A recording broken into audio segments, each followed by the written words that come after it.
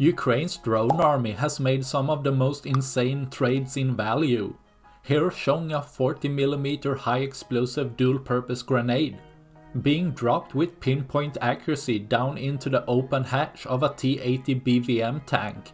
The small warhead is enough to start a chain reaction inside the tank, where the ammunition starts burning off.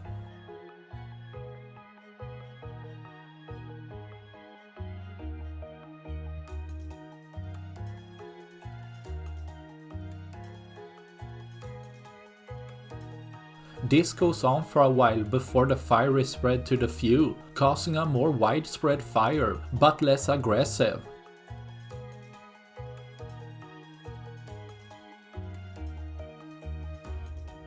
This leads to the final stage, which was ammunition detonation, causing the already destroyed tank to be turned into more pieces, using a grenade costing less than $50 to take out a tank costing $5 million, or trading something costing 100,000 times more.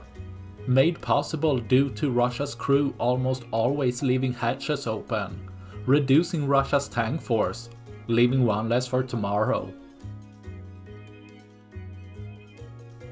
That's all I had for this video. Please like and subscribe for more. Thanks for watching. Bye!